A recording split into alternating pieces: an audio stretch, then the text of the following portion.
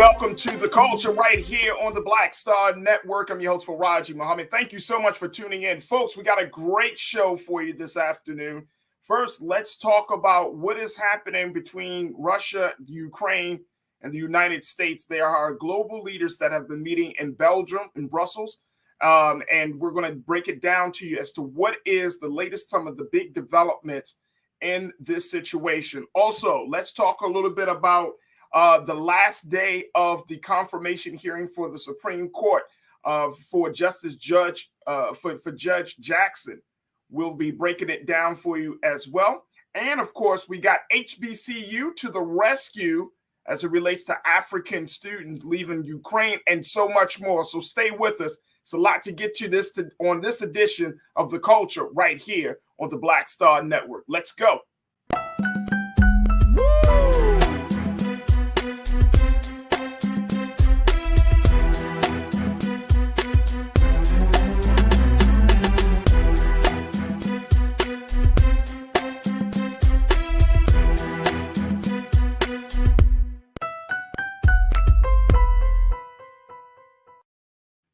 All right, folks, welcome to the show. Welcome, welcome, welcome. All right, we have so much to talk about as it relates to this issue of Ukraine and Russia.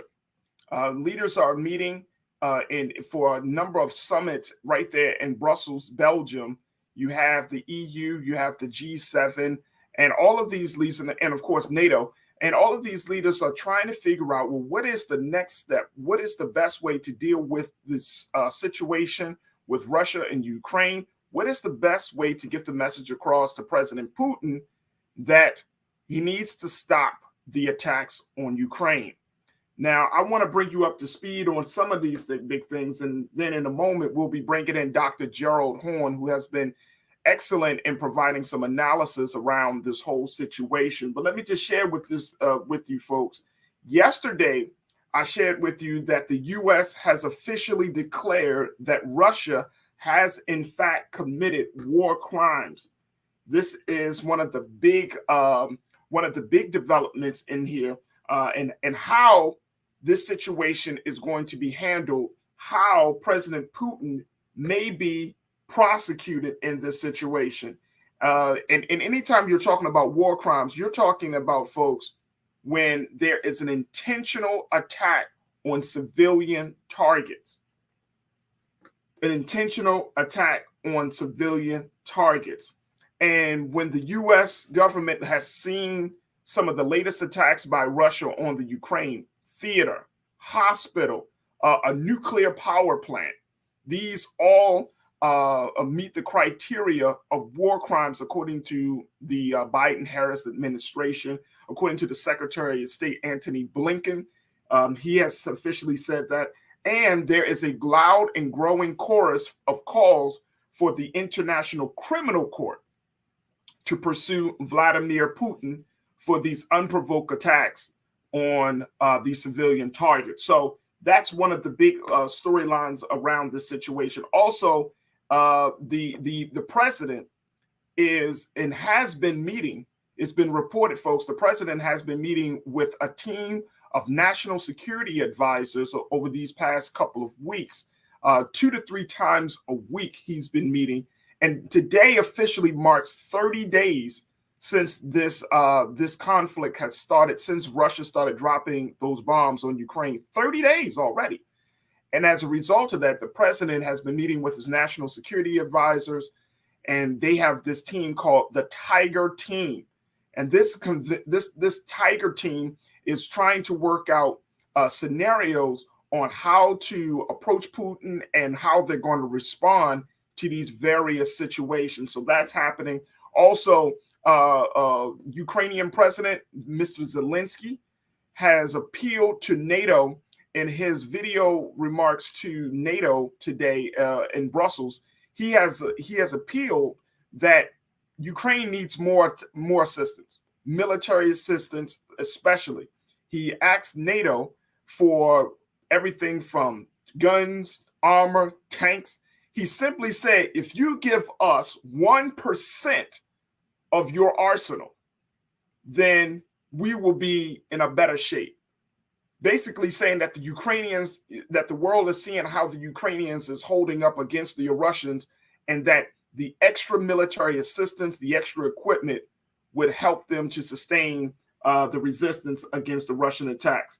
And then finally, we got to talk about the fact that the U.S. has now announced, without any specificities, that it will accept 100,000 refugees in the country. So, 100,000 folks who are fleeing Ukraine right now will be coming over to the United States. When that will happen, we don't know. Who will that be? We don't know. But we'll just know that that is happening. As of right now, a little bit over 3 million people have fled Ukraine, and at this point, we're still seeing people coming in. Where will that put the African students? So many folks are asking about that at this point. There are students that have been able to leave Ukraine. Some students are still left in Ukraine. Some have been able to move to Poland. But there has been more conversation about what to do with them. So we're going to talk a little bit about that.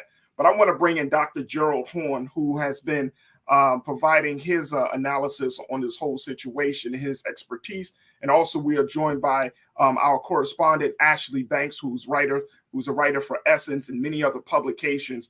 But Dr. Horne, thank you so much for joining us. We truly appreciate it. Thank you for inviting me.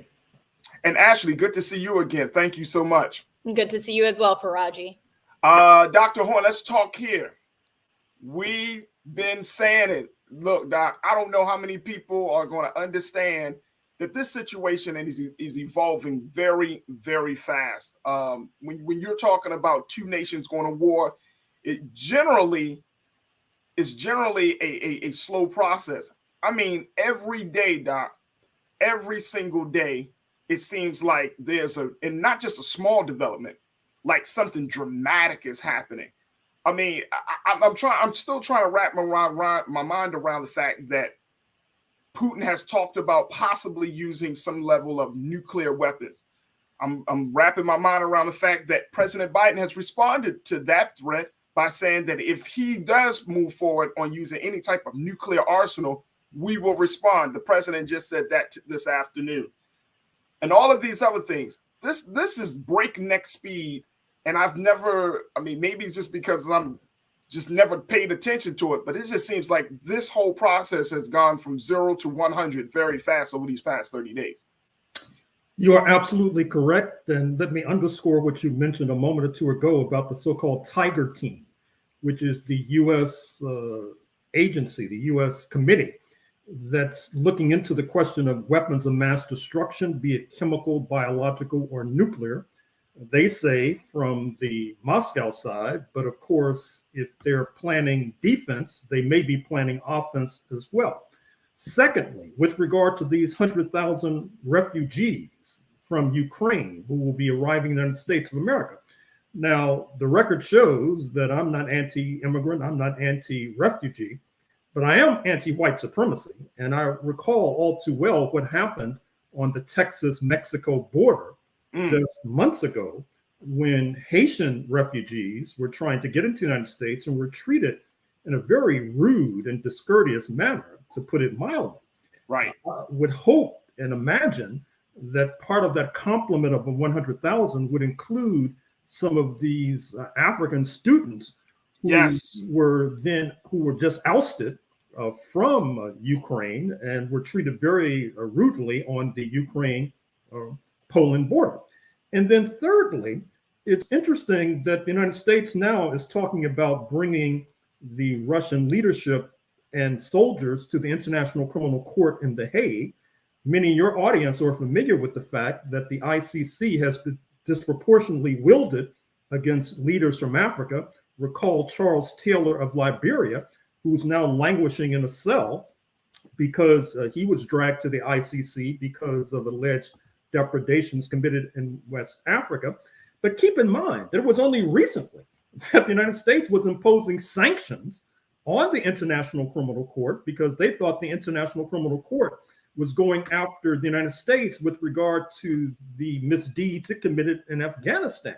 So it's rather curious that all of a sudden that the United States is thinking about opening this case against Russia in the ICC, not to mention the fact that the United States is not a signatory to the charter that established the ICC, which raises questions in my mind as to how they will be able to walk into that court.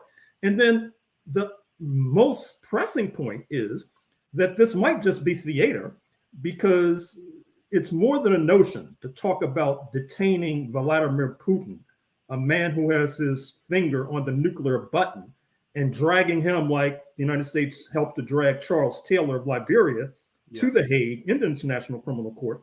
Part of the problem is that for the last decade or more, the United States has been involved in conflicts with relatively small countries. Libya, 2011, 7 million people. Iraq, 2003, about 24 million people. Afghanistan, beginning in 2001, about 40 million people.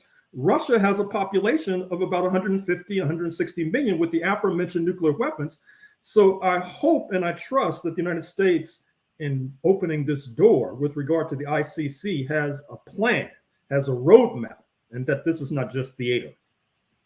And you said that you hope, but how much, if you had to quantify that hope, Dr. Horn, how much hope would you say? I think it's just ratcheting up the tensions, which is very unfortunate. Yeah. I think that the other point, of course, I think you mentioned this as well, is that the United States is going to pressure Indonesia to not invite Russia to the Group of 20 meeting in Bali, Indonesia. The Group of 20 includes South Africa, Nigeria, some of the largest economies on planet Earth. As of now, the only full-throated endorsement for sanctions against Moscow are coming from the United States and its North Atlantic allies. That is to say, Canada, the NATO countries, the European Union, etc. In the so-called global South, Africa, for example, there's not one nation that has spoken up in favor of sanctions against Moscow. The same holds true with regard to Asia. And here's another point that should be referenced. As we speak, the Chinese foreign minister is in New Delhi, huddling with his counterpart in India. This is important because the United States had thought that India was going to be on its side with regard to this confrontation with China. But what's happening is that India is under pressure to impose sanctions against Moscow as well. It's not very happy with that. And so now you see the spectacle of the Chinese foreign minister for the first time in years arriving in New Delhi. That could be a game changer. That certainly could be a game changer, Ashley. And when you look at how things are playing out at this point, Ashley, I'm really wondering, and I know that, you know, this is what I've been talking with Dr. Horn about, this idea that America is not going to be pulled into this war at this point. It seems like a pipe dream. It seems like this is inevitable at this point, between the rhetoric, the rhythm, the planning, and the preparation that the United States is putting together. If people, anyone with eyes can see, we are going to be dragged into this situation. We are essentially, and I'm saying we as this country, President Biden is taking ownership of being like the world's Avengers at this point. Well, Farajii, obviously at this moment, the U.S. is doing everything that it can, right, to, when it comes to, for instance, Biden announced sanctions today, more sanctions against Russia, where he's blocking sanctions on more than 400 individuals. He's banning transactions in gold with Russian central banks. So he's basically doing what he can in order to not get as involved, where Putin will say that the U.S. is warring against Russia, which could have devastating impacts for this country. So it will be interesting to see how much further Biden is willing to go. But as Dr. Horn was saying, the ICC has launched an investigation into Ukraine, and so, but that could take years before before we see any war crimes or charges against Vladimir Putin. And like Dr. Horn said, when it comes to Russia, Russia isn't a part of the ICC, neither is the U.S. Ukraine isn't either, but Ukraine allowed the ICC to have jurisdiction over the country. So it's just going to be interesting to see what happens here. It could be theater, like like Dr. Horn is saying, or we could see real consequences. It's just time is going to have to tell here. Ashley, what do you make of Ukrainian President Zelensky going before the NATO countries and asking for that artillery, to asking for military assistance? What do you make of that? He said, according to Zelensky, he said that, he's been asking. He said, look, we're pretty much at our wits' end on our side of things. We need help. Mm-hmm. And he's not cutting any corners. He's not being as diplomatic or politically correct. He said, look, we need help, and I need some weapons. I need some tanks. I need some guns, all of those things. What do you make of that? Yeah, he asked Poland and Slovakia, he's saying, hey, we need your warplanes. We need help here because Russia has the forces. They've been preparing for this. We haven't. So we need your assistance. But it seems as though Poland and Slovakia are a little hesitant because they're afraid of the backlash that could come from Russia. They don't want to look like they're aiding in this war at all. And so Zelensky, he's desperate. And as you can imagine, a president in that situation, many presidents probably would have fled the country, but he remained there and he's doing his part to try and protect the citizens that are there. Too many people are dying. There are way too many casualties that are being tallied up every day. So he is doing what he can and trying to get outside help from different countries to stop this. He really wants to protect his citizens. He wants to stop Russian arms. So you can just imagine putting yourself in his position that you would be begging for help as well. No doubt. Yeah. Oh, no doubt. No doubt. And Dr. Horn, I know I would be begging. I would be super desperate. But do you think that decision is going to be made with these global leaders in Belgium, that they are going to decide to give Zelensky and the Ukrainian government some equipment? Oh, undoubtedly. As a matter of fact, I'm sure the planes are in the air with the cargo as we speak. But I trust and I hope that Washington has thought this through. Recall that the plan is to create a new Afghanistan for Moscow, this time on Russia's western border. Recall what happened when in the 1980s, the United States dropped all these weapons into Afghanistan. Some of them got into the hands of so-called terrorists. Osama bin Laden himself arrived from Saudi Arabia along with many of his comrades. And before you knew it, you had an attack on New York and Washington on September 11, 2001. Now we get these reports from the Washington Post, amongst other outlets, that a number of white supremacists are flooding into Ukraine to prop up the regime.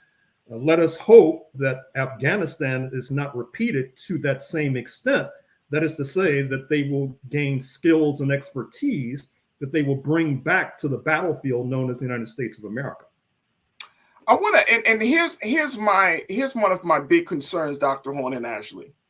My big concern is the fact that if the United States is planning to move forward, we really do have to understand that this country is not in a position to try to put out these global fires and put itself into a position to defend Ukraine and its NATO allies in this particular conflict.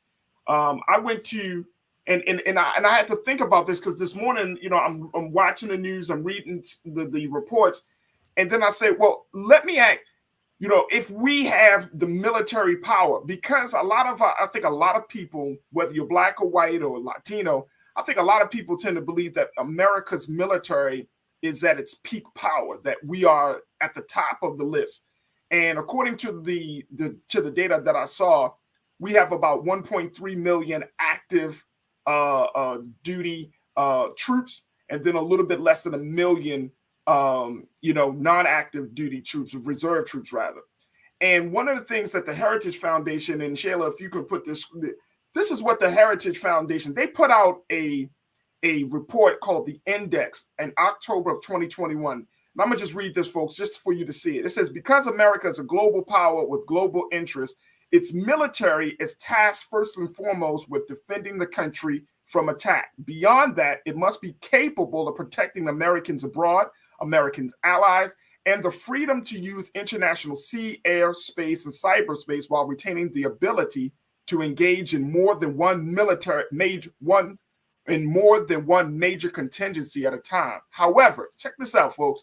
The U.S. does not have the necessary force to meet a two major regional contingency requirement and is not ready to carry out its duties effectively. Consequently, as we have seen during the past few years, the U.S. finds itself increasingly challenged by major competitors such as China and Russia, and the destabilizing effect of terrorist and insurgent elements operating in regions that are of substantial interest to the U.S.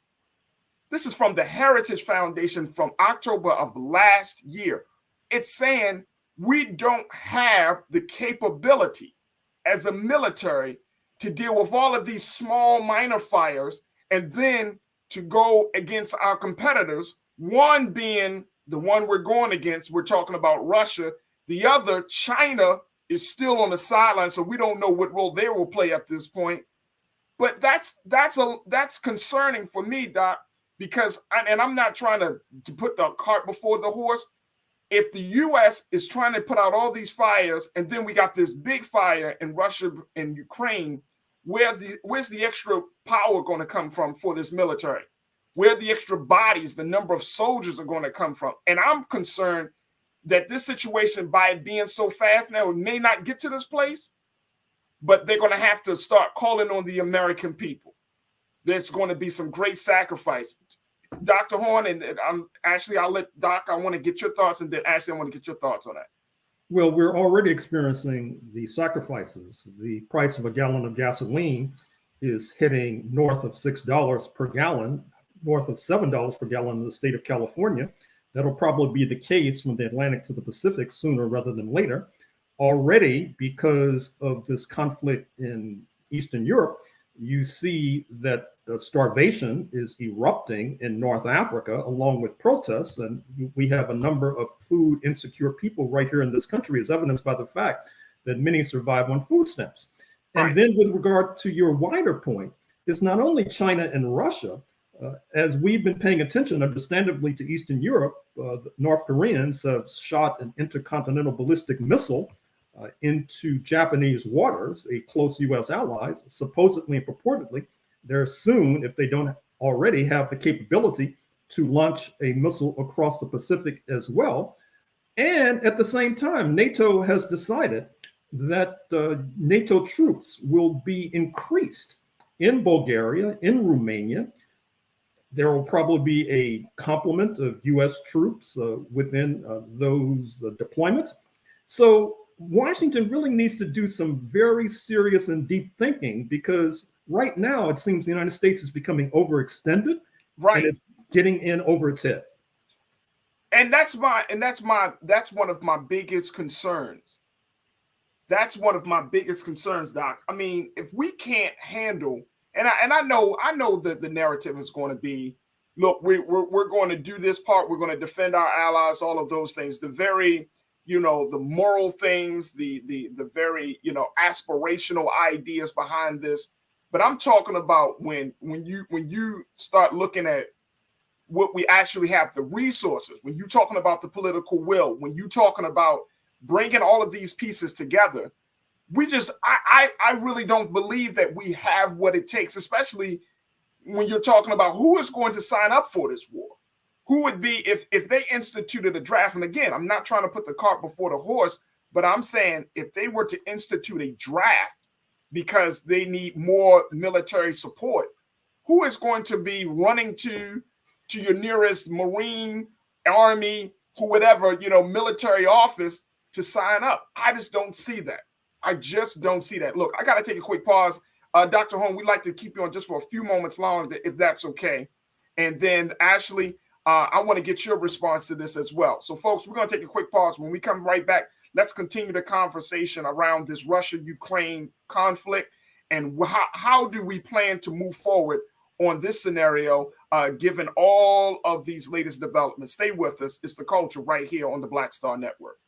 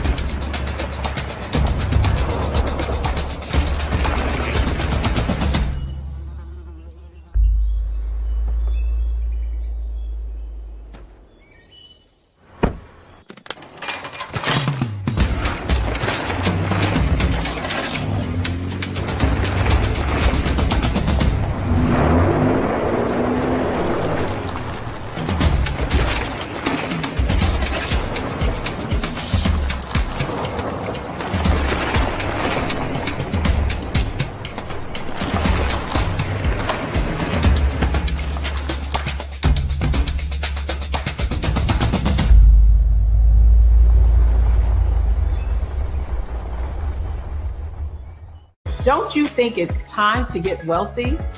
I'm Deborah Owens, America's Wealth Coach, and my new show on the Black Star Network focuses on the things your financial advisor or bank isn't telling you. So watch Get Wealthy on the Black Star Network.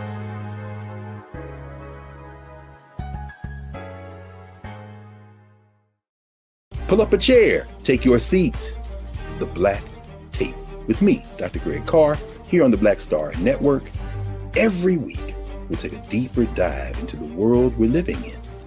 Join the conversation only on the Black Star Network. Hi, I'm Dr. Jackie Hood Martin, and I have a question for you. Ever feel as if your life is teetering and the weight and pressure of the world is consistently on your shoulders? Well, let me tell you, living a balanced life isn't easy. Join me each Tuesday on Black Star Network for a Balanced Life with Dr. Jackie. We'll laugh together, cry together, pull ourselves together, and cheer each other on. So join me for new shows each Tuesday on Black Star Network, A Balanced Life with Dr. Jackie.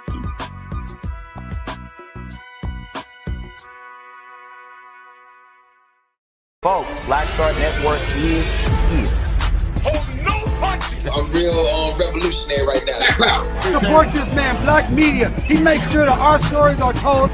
Thank you for being the voice of Black America, Roland. Stay black. I love y'all. All momentum we have now, we have to keep this going. The video looks phenomenal. See, there's a difference between Black Star Network and Black-owned media and something like CNN. You can't be Black-owned media and be scared. It's time to be smart. Bring your eyeballs home. You dig?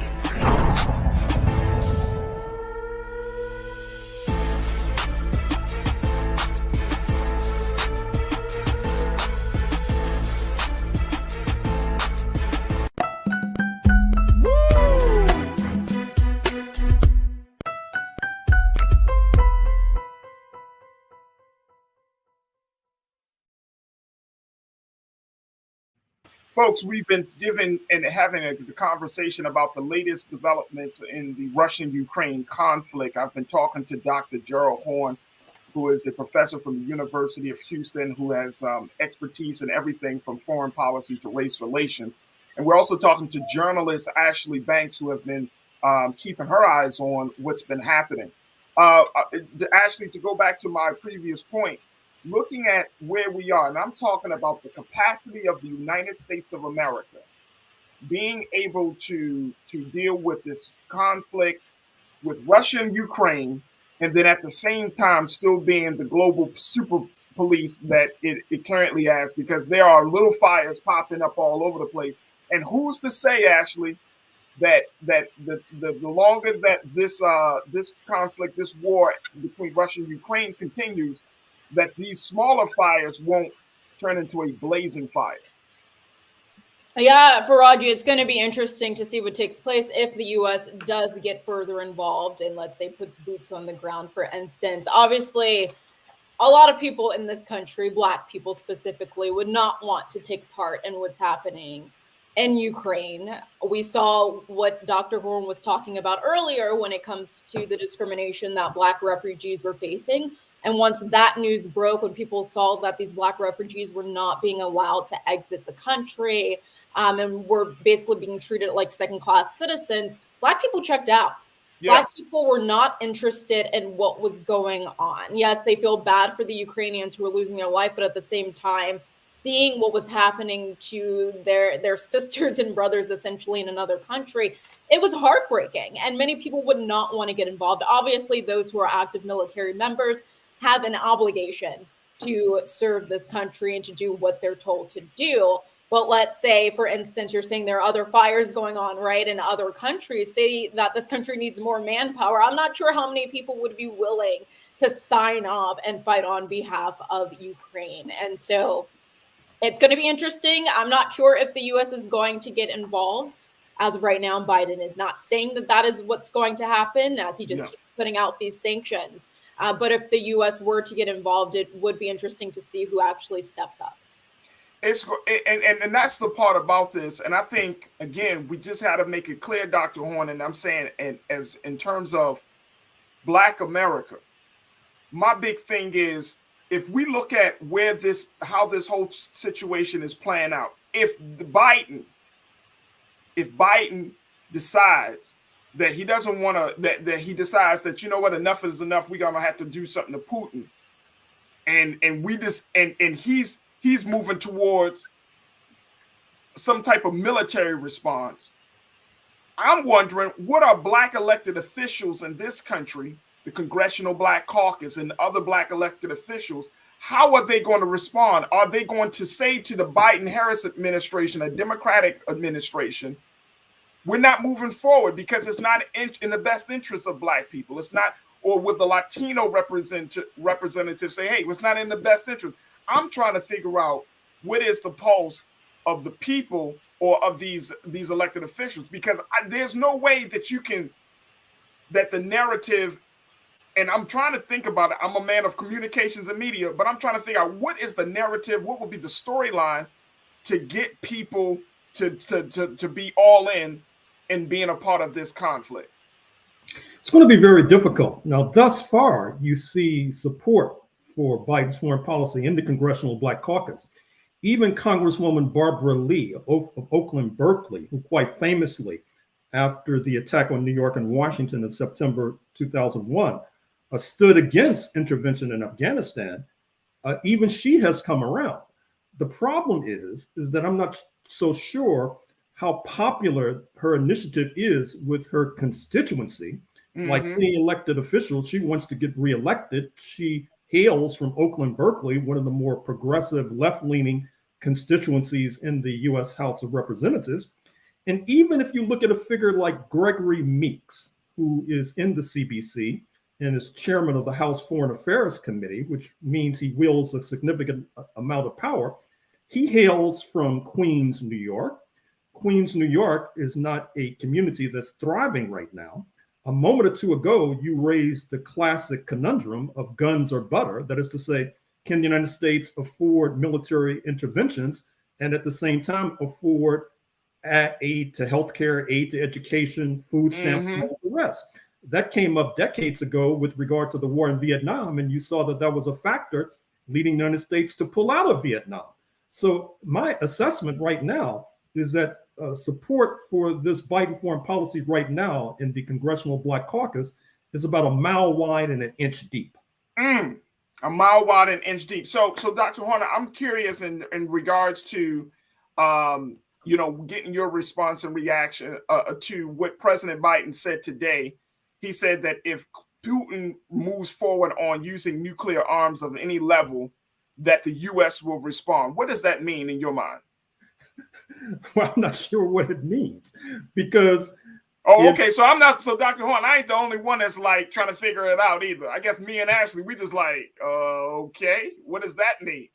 Well, the worst case scenario is that Moscow launches nuclear weapons, and then that'll be the end of the United States, unless it's a so-called tactical nuclear exchange, unless it's a so-called limited nuclear exchange, in which case Mr. Biden probably would up the ante, and then Mr. Putin would have to up the ante. So we're on a very slippery slope right now. That's why I think saner heads are basically saying that what we need right now on both sides, on all sides, is de-escalation and negotiation. The president of South Africa, Cyril Ramaphosa, has offered his good offices for mediation. So has President Erdogan of Turkey. So has the Prime Minister of Israel, Naftali Bennett. I think that there are a number of avenues open for de-escalation and negotiation, and let us hope that both sides can see the way to follow that route. I mean, I would actually, when I listen to Dr. Horn, I'm like, I wish he was just one of the advisors, because I'm not sure if the cabinet of President Biden or anybody in the White House is thinking. I mean, I'm sure they are, but we often talk about, Ashley, like when any of these major wars happen within the last 20 years of this country, last 25 years, there have always been those who are called war hawks within Congress, of course, within the White House. And people don't realize that you got actually war hawks on the Republican and the Democratic side. Like that war works out for some people in the best interest of of other interests, to say the least. So when you have a situation like this, where you really have to rely on people to use the best of their intelligence, and then at the same time walk the very fine line of not seeing weak, and that's what I think what's happening with President Biden. He's got to walk that fine line of using the best of his intelligence, using the best resources, but still being firm enough to the global community to say that enough is enough. And I'm just not. I don't see it, Ashley. I think he's going to slip and fall off of that fine line very soon. Yeah, that's a good point, Farajii. So as we know, Ukraine is not a NATO member. So essentially the US can only do but so much. But Biden does have to do what he can to hit Putin where it hurts. And that's what he's doing with his financial pockets. But we don't see Putin slowing down. And I'm sure you've seen Zelensky mention that Putin's not going to stop at Ukraine. Many people believe that he's going to keep going and possibly could invade future countries. Obviously, that is not something that is on the books, right? Or anything, or Putin hasn't said that. But many experts speculate that will be the case. And so, yes, Biden has to walk that fine line of not making it seem like he is waging war against Putin where Putin can retaliate, but he's also doing what he can to stop Putin. Because right now, as Dr. Horn stated before, we are seeing serious consequences as a result of this war. We are going to see starvation take place in parts of Africa and the Middle East because these countries have been trading with Ukraine and Russia. And now, because of this war, they're not receiving the necessities that they've been getting for years. And so as a result of that, they are on the verge of starvation. And so if something isn't done, then we're going to see catastrophic consequences for a lot of citizens in this world. A lot of citizens. Let me just say this very quickly, Ashley. There was a missed opportunity that the Biden-Harris administration did not take full advantage of, which was when Vice President Harris went to Poland to have her chat with the Polish president, and then not making the trip to Africa to offer aid, hell, some comforting words, something. I think that was a missed opportunity. And we still haven't really heard. We have been talking about this food shortage situation in Africa for the past couple of weeks since this whole situation kicked off. And there has not been, as far as I know, and correct me if I'm wrong, but there has not been any level of engagement with anybody, with any country in Africa on the impact of that. It's been on the Ukraine, it's been on Poland, but nobody's talking to Africa about that part of this whole conflict. Have you heard anything, Ashley? I have not. I've only heard about the starvation taking place in parts of Africa.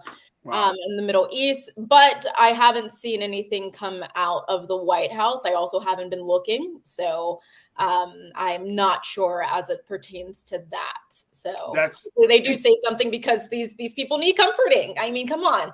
If we were on the verge in like 3 months of not having food or our food supply being cut off due to war, we would hope that somebody would be coming to our aid and finding ways to give us the things that we need to continue to survive. So. Absolutely. Very quickly, Caden Baseball Footage checked in and said, look, we just exited a ground war for 20 years. Any person with military knowledge knows the current military doesn't want to enter into a repeat of that.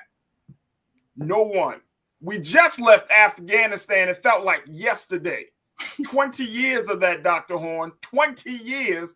And now you got your Tiger team. You organizing global leaders in Brussels. You're moving all types of ways, and it looks like you're preparing for another situation. And let me just say this as we wrap up this part of the conversation. We are going to have to come to a very, very important decision. We're at a crossroads in this country. First, let me talk with Black people in this country.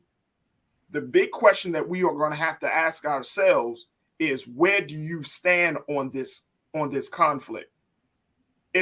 We have to be very, very sure about where we stand. And that's not just for Black people, that's for white people, Latinos, any citizen of this country, we're going to have to be very, very intentional and clear about where we stand on this. This cannot be a wishy-washy issue. Well, I'm going to just see how things go. Things are going. And we have to be very direct and intentional and very strong, because guess what? In the midst of all of this, new narratives are going to come out. A level of propaganda is going to happen. And guess what? We're all going to be tried on how strong is our foundation, and are we able to survive the onslaught of information, misinformation, lies, all of those things. You and I are going to have to be very, very strong on where we stand on this situation. And as we close out this conversation, Dr. Horn, I will continue to blow the trumpet on this platform, saying, Black people, we got a lot before us, but we cannot go soft or weak. And when we say that enough is enough, we can't be pulled into the situation. And I know without a shadow of doubt, any dissenter of this particular military operation, the potential of us going into military, any military for this war, we're going to have a chorus, not a solo, in terms of dissenting against this situation. Dr. Horn, you got the final word, sir. What's your take? You're absolutely correct, because keep in mind that Black leaders have gotten in hot water, oftentimes on the question of foreign policy. When Dr. King, for example, opposed the war in Vietnam in 1966-67, when Paul Robeson was opposed to the war in Korea in 1950-1951. So you are correct. This is no time to be wishy-washy, particularly since we realize the stakes are immense. We're not talking about Libya, Iraq, or Afghanistan. We're talking about a nuclear-armed power that actually has more nuclear warheads by some measures than the United States of America. And perhaps even more ominous is the point that right now, the fate of the planet may depend upon lawyers in Moscow agreeing with lawyers in Washington. Lawyers in Washington say the United States dumping an arsenal into Ukraine does not make the United States a co-belligerent, a comrade of Ukraine that should then be attacked. Let us hope that the lawyers in Moscow agree, because if they do not agree, then they would say they have a rationale right now to attack the United States of America. Absolutely. Absolutely. Dr. Gerald Horn, we truly appreciate you. Thank you always, dear brother, for taking time out of your busy schedule. We know that, this thing is going to continue, so we'll be tapping on your expertise once again very, very soon. Thank you, Dr. Horn. Thank you. All right. We're going to take a quick pause. When we come back, Ashley and I are going to just break down just a little bit of the last day of the confirmation, the Supreme Court confirmation for Judge Ketanji Jackson. Stay with us. It's The Culture here on the Black Star Network.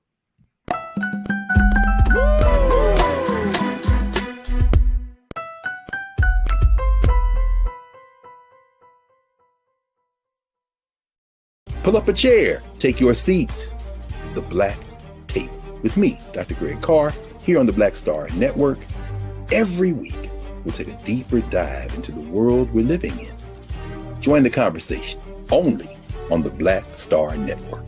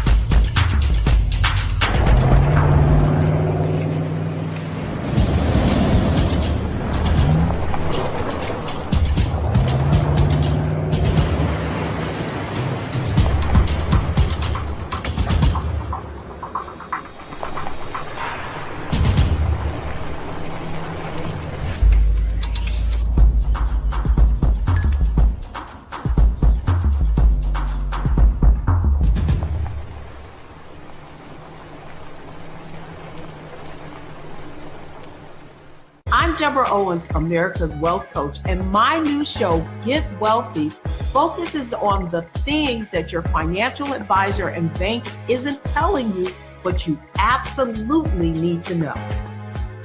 So watch Get Wealthy on the Black Star Network.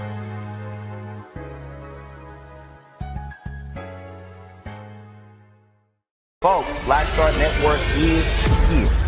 Hold no punches. I'm real revolutionary right now. Black power. Support this man, Black Media. He makes sure that our stories are told. Thank you for being the voice of Black America, Roland. I love y'all. All momentum we have now, we have to keep this going. The video looks phenomenal. See, this difference between Black Star Network and Black-owned media and something like CNN. You can't be Black-owned media and be scared. It's time to be smart. Bring your eyeballs home. You dig?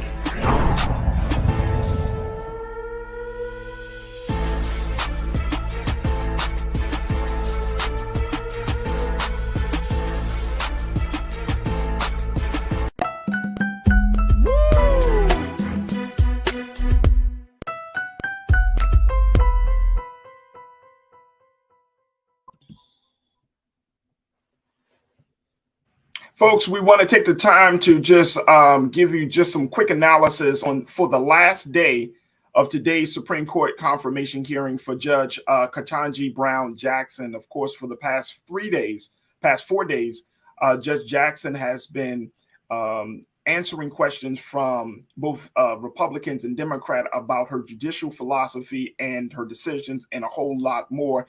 During the course of those past 3 to 4 days, we have seen big moments where there has been some absolute political theater to moments where we have a better understanding of what Judge Jackson could possibly bring into the Supreme Court.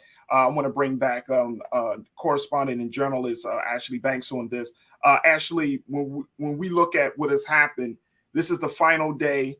At this point, I think a lot of people feel confident that Judge Jackson was able to kind of get through this arduous process in a very, very dignified and professional manner, even with all of the bickering and craziness that's been happening. But there's still a couple of other steps that's required to get through in order for this confirmation to happen, to be a reality. Yeah, that's correct. So next Monday, March 28th, the Senate Judiciary Committee, they're going to consider her nomination. And then on April 4th, that's when they will vote on her nomination. And so we don't need Republicans to vote in favor of Ketanji. If every Democrat votes in favor of her, then she will be confirmed. But as we saw this week, like you said, there's a lot of political theater. We had Senator Ted Cruz asking her if babies are racist. We had Senator Tom Cotton asking her policy questions, like what percentage of murders are solved in America, things that she cannot answer because that's not what she covers or what she does as a judge. We saw other senators like Marsha Blackburn asking her to define what a woman is. Like what? What the hell? Definition. Obviously, we have dictionaries and you can look it up, but basically they wanted to catch her and see where her ideologies lied when it came to what she thinks of, let's say, the LGBT community and transgender and all this other stuff. And basically they're criticizing the progressive movement and how people are viewing this transformation when it comes to sexual orientation.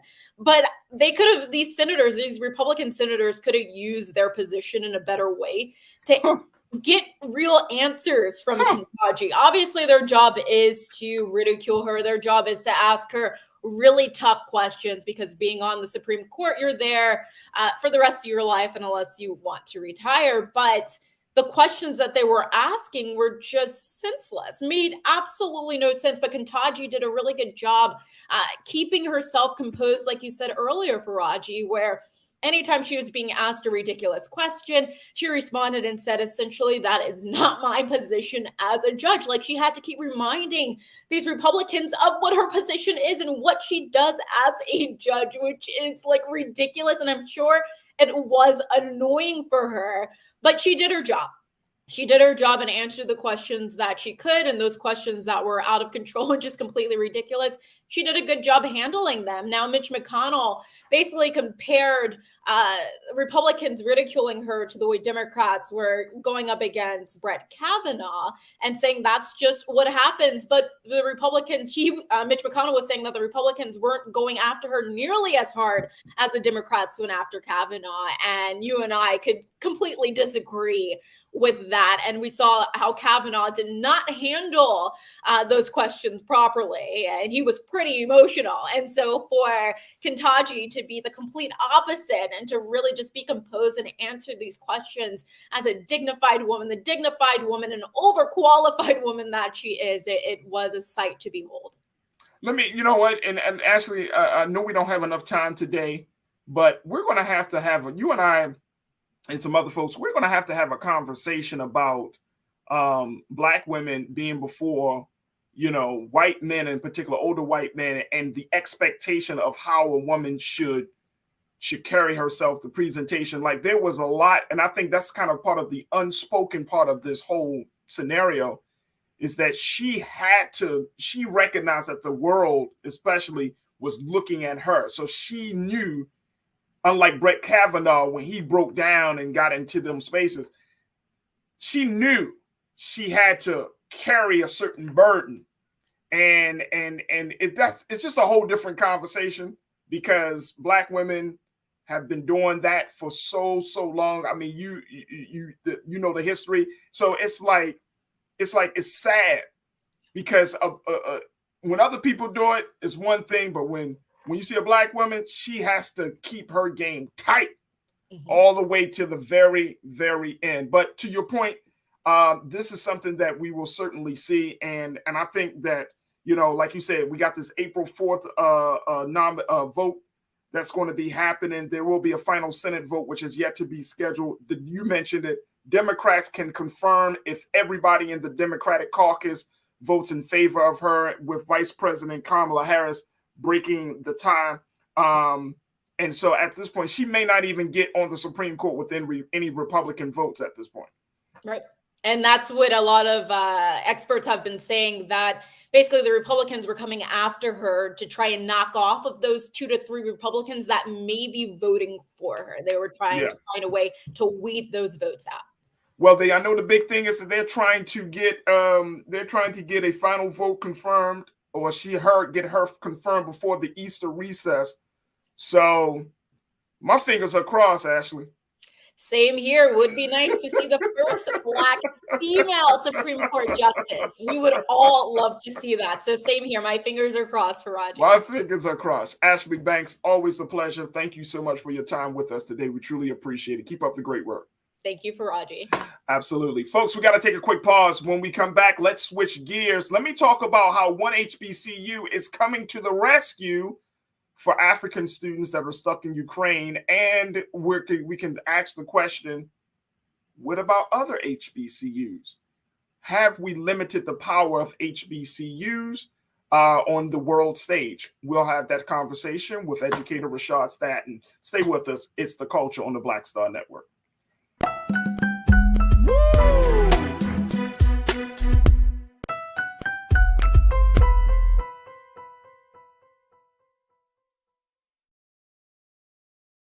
Don't you think it's time to get wealthy? I'm Deborah Owens, America's Wealth Coach, and my new show on the Black Star Network focuses on the things your financial advisor or bank isn't telling you.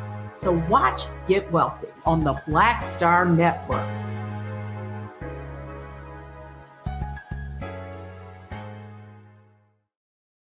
Hi, I'm Dr. Jackie Hood Martin, and I have a question for you. Ever feel as if your life is teetering and the weight and pressure of the world is consistently on your shoulders? Well, let me tell you, living a balanced life isn't easy. Join me each Tuesday on Black Star Network for A Balanced Life with Dr. Jackie. We'll laugh together, cry together, pull ourselves together, and cheer each other on. So join me for new shows each Tuesday on Black Star Network, A Balanced Life with Dr. Jackie.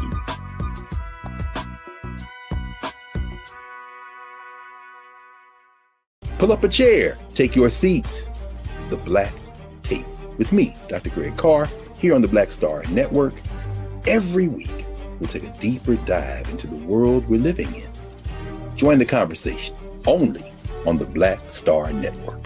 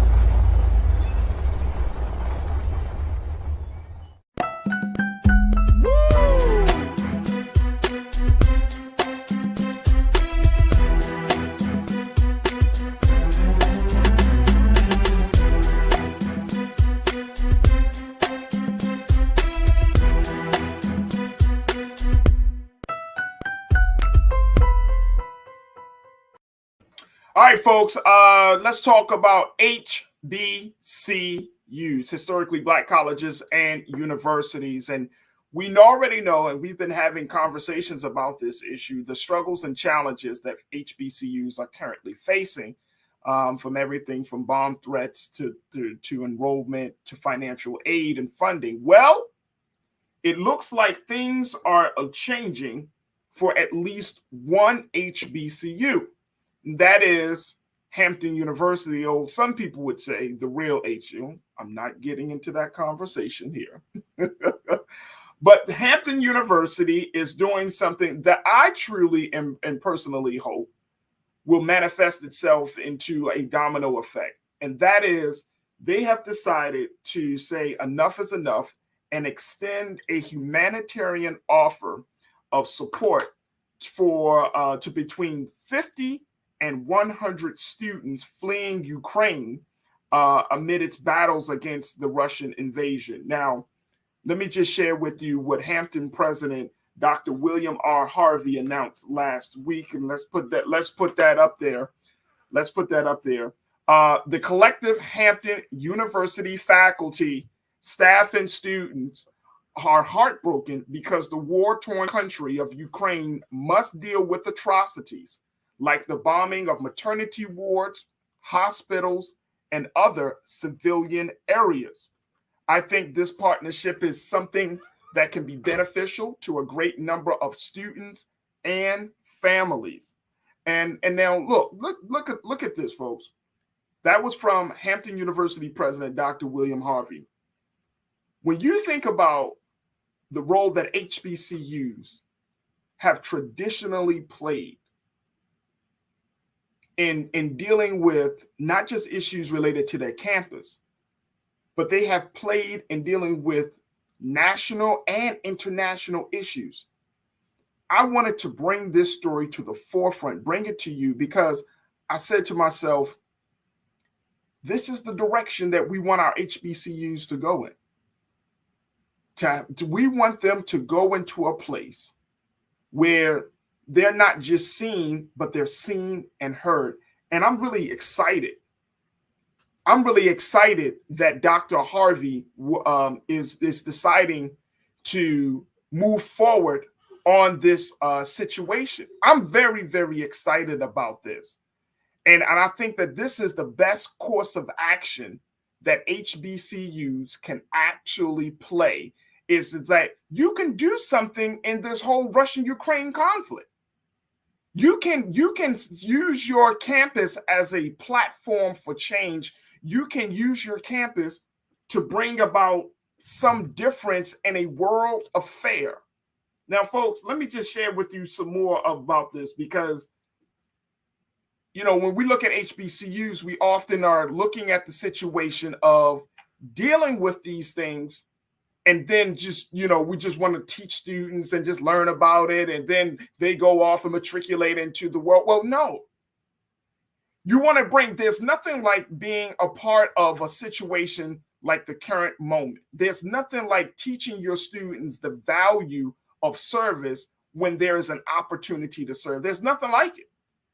And for Dr. Harvey to use his campus, I'm very excited. Now, this is not the very first time that Dr. Harvey has done this. Back in 2019, he reached out to Dr. Rodney Smith, who serves as the president of the University of Bahamas, who had served as the vice president for the administrative services at Hampton.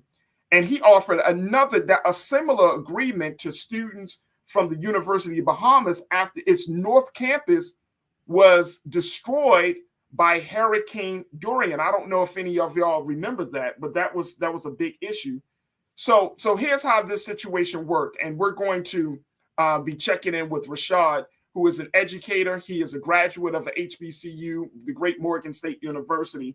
Here's how this whole thing is going to play out. The students from Ukraine and its international attendees, they can travel to the U.S. and take the advantage of the opportunity that will receive room, board, and tuition. Check this out, folks. I mean, this is dynamic stuff here. They can receive room, board, and tuition all at the same time, right? And also, let me make sure I get my notes here correctly. For the summer of 2022 session, and we'll have the option to stay at Hampton University at the regular tuition and fee rates in the fall. That is a beautiful, beautiful thing. That is a very, very beautiful thing. And I want to bring in Rashad Staton to give us some insight onto this situation and see, okay, we're bringing in Rashad, okay, working it in. This is the beautiful thing about this whole situation, folks. This is the beautiful thing, that if you have an HBCU that decides to move, if you even have a president of an HBCU that decides, hey, we're going to do something. We're not going to sit on the sidelines. We are going to get into the field, and we're going to get into the field of change. That is a huge thing, a big thing, and I'm very excited. Here's my only concern about this. Y'all ready for this? Here's my concern. My concern is we have a little bit over 100 HBCUs in this country. What has stopped all of the other HBCUs, or how can, and I'm not approaching this from a negative point of view, but how can we engage those other HBCUs to be a part of this work of bringing people from Ukraine and making sure that these African students have a home, have a place to go, and they can continue to learn? That's the big thing. How can we do that? How can we work on strengthening? And I know the HBCU network is very strong in this country. You know, a lot of these HBCUs, the presidents know each other. They're getting some of the same funding from other places, resources from the same place, and all of those things. How do we strengthen the network to make sure that network, even though you're dealing with all these other challenges, but that you are showing that you are serious about making sure that the Black student, whether they're at home or abroad, is their interests and their needs are being met. All right, now we got my man Rashad. Rashad Staton, thank you so much for joining me, brother, as a true proponent and advocate of HBCUs. What's your take on this whole situation? Oh, man, doing what's necessary, placing our HBCUs leaderships in a space that's timely, in a space to work collaboratively, in a space where it's no competitiveness around funding nor sustainability to the impact and the legacy of it, but also understanding like the global impacts and intentionality that goes between HBCUs and how it always attests to the larger world itself, how they're going to service their communities, how do we service ourselves in the diversity of the young people and the non-traditional students that attend our HBCUs. I think it's needed in particular. But let's dive a little deeper. What in particular, Farajii, from me, that you want to give my input to this particular situation. Like HBCUs has always been the rescue component to much of upward mobility and development of Black people, communities, and across the diaspora. Well, and I mean, and that's the big thing, and I guess the big part of this, Rashad, is, you know, how do we position HBCUs to, and I know some of them are doing it right, and I'm not going to cast this wide net saying, oh, HBCUs aren't doing it, aren't doing anything outside of what's happening on their campus. We know some HBCUs are doing things in their respective communities. But I'm saying on the world stage and big moments like this, you know, how do we make sure that we start to activate and engage? And let me just say this, because I know some people are watching and say, are you saying that HBCUs don't care about Black students outside of their camp? No, I'm not saying that at all. I'm saying some HBCUs are a little bit further along than others, right? You and I know that, Rashad. They have some HBCUs have a little bit more money, have a little bit more resources. They have depending on how that HBCU structure, like for example, Morgan State has a board, but everybody doesn't have like a board that they respond to. They might have to respond to the state or wherever they are. Right. So some HBCUs can do a little bit more than others. I'm just simply saying, how do we make sure that HBCUs aren't on the background, bring them to the forefront, and making sure that they're keeping that tradition of social justice, of thinking about the interests of the global Black student at the heart of the matter? Yeah, I think you know, I think the first one is to be very, you know, compassionate and respectable to the diversity of the students themselves. A lot of our HBCUs have international students, right, that are of African descent, that are other descents across the globe, and to be mindful that these young people are part of your student body and your student population. So although that they may be taking courses virtually or in person on your campus, that these young people still call the other places where they're coming from as home. So how can institutions themselves be a part of this family tree of where they consider themselves as home? So the next part is outside of relational and respectability of the students and their diverse backgrounds.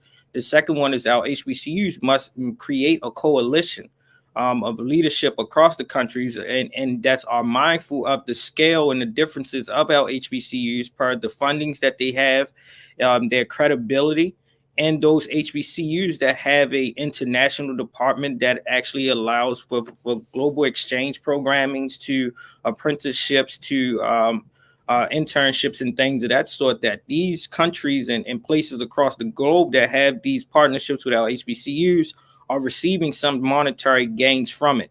So in those monetary gains, we got to put in clauses that they're actually putting in place things and policies and criterion to make sure that we are upholding our humanity. That when we come and deal with these global conflicts, the HBCUs on the on-site have already discussed what will be their approach, what would be their stance, what would they be willing to be oppositional to, and what they are not in favor of and what they are in favor of. But if everyone and if the HBCUs across the country don't have these things already particularly put in place prior to, we become in a place where we're forced to be reactionary, which is the current place right now. So absolutely. I think what we need to do, like, these situations are always going to happen. You know, history is always going to repeat itself. And just like we were vital to the progression of the civil rights movements, we need to be very, I want to say, very concise in what we're going to do with these global movements and how they're going to directly impact our student populations. No doubt. No doubt. Look, we're going to take a quick pause. When we come back, more with Culture Crew member Rashad. And as we talk about the power, the impact of HBCUs on the global stage. Stay with us, folks. We got a lot to get to right here on The Culture, here on the Black Star Network.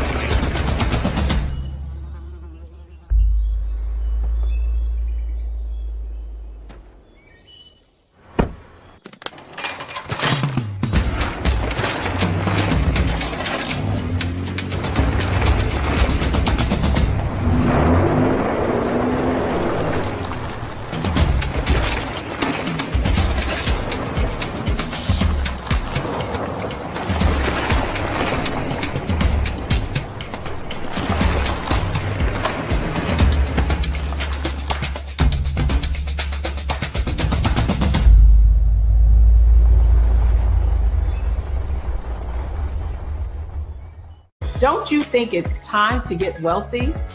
I'm Deborah Owens, America's Wealth Coach, and my new show on the Black Star Network focuses on the things your financial advisor or bank isn't telling you.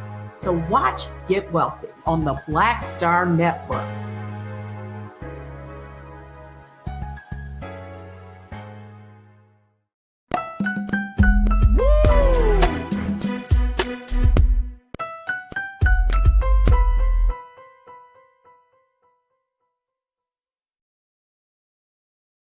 I'm Deborah Owens, America's Wealth Coach, and my new show, Get Wealthy, focuses on the things that your financial advisor and bank isn't telling you, but you absolutely need to know. So watch Get Wealthy on the Black Star Network.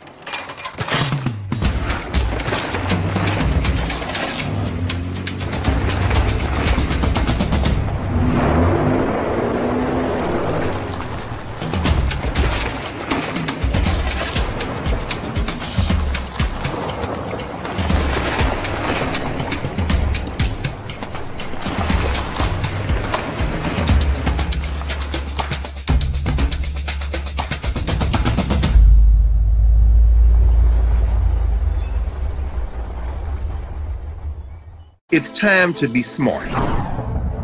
When we control our institutions, we win. This is the most important news show on television of any racial background. Y'all put $2, $3, $4, $5, $10, $15, $20, $30 on this and keep this going. What you've done, Roland, since this crisis came out in full bloom. Anybody watching this, tell your friends. Go back and look at the last 2 weeks, especially of Roland Martin Unfiltered. I mean, hell, go back and look at the last 2 days. You've had sitting United States senators today, Klobuchar and Harris. Whatever you have that you can bring to Roland Martin Unfiltered to support it, please do, because this information may literally save your life. Watch Roland Martin Unfiltered daily at 6 p.m. Eastern on YouTube, Facebook, or Periscope, or go to RolandMartinUnfiltered.com. Support the Roland Martin Unfiltered Daily Digital Show by going to RolandMartinUnfiltered.com. Our goal is to get 20,000 of our fans contributing $50 each for the whole year. You can make this possible. RolandMartinUnfiltered.com.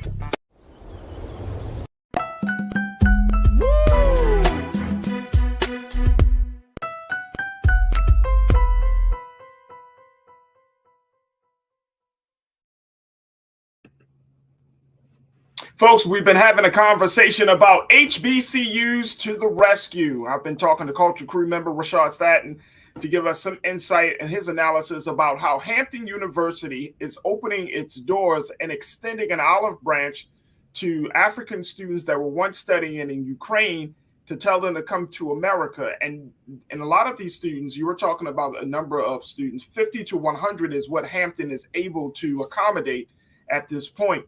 A lot of these students are looking for homes. They're looking to continue their education.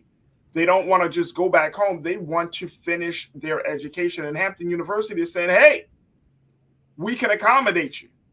We can work with you. We'll find you room. We'll find you board. We'll keep you here during the summer. And since you signed up for the fall as well. And I'm just asking, first, I wanted to give the flowers to Hampton University and its president, Dr. William Harvey, for even, setting up a partnership of this magnitude. But then to see, okay, how can we take this model and possibly extending it and strengthening it for other HBCUs to get engaged and involved. So let me bring Rashad, who is an activist and educator, back into this conversation. And I think that one of the things, Rashad, as you are an advocate, you know the power of unity. You understand that when HBCUs kind of not get out of its own way, but when they see their role as being a global institution, that makes all the work. That makes a world of difference, especially in a moment like this. Yeah, I agree, and I like how you named that. Our HBCUs are global institutions in the sense that they are the access point to a lot of us that are in America, but we are not just educating, informing, and developing American students. We're developing young people all across the world of African descent or a part of the diaspora themselves, and even other minority and ethnic groups, that these institutions, similar to what Hampton has become the catalyst of, need to replicate and expand on the same approach. One, it lifts up a value of our institutions to show that we are much bigger than what oftentimes people try to say, but also we have the resources, we have the needs, we have the supports, and we have the infrastructure to build out our student populations and can offer supports in timely manners. We've seen our HBCUs institutions do other things when we have had our own, I want to say, disastrous moments in America ourselves, from dealing with the, Hurricane Katrina to other portions when you want to say lights and things went out in certain parts of the country, and electricity, that our HBCUs often open up their campuses to be safe havens in a sense of these opportunities to expand and allow young people to continue their ongoing matriculation of education.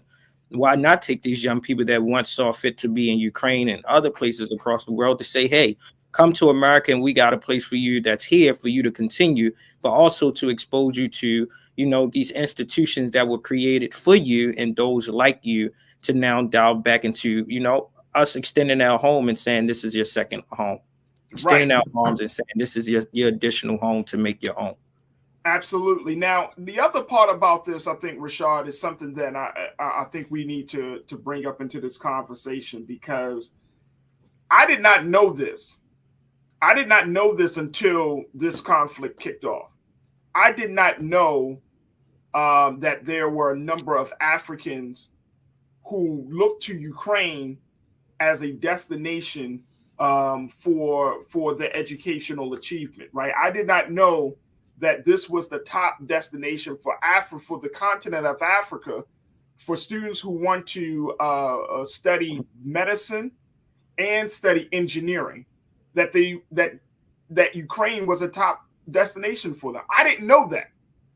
Yeah, I really didn't know that. I was aware. Once I started to see those implications of racism show up, and certain Africans or those that were in Ukraine weren't allowed to to get on these trains and to go into other places that they have designated for others to go to rescue and haven, I started to realize that, okay, some of these folks that are finding themselves to share out their voice are students.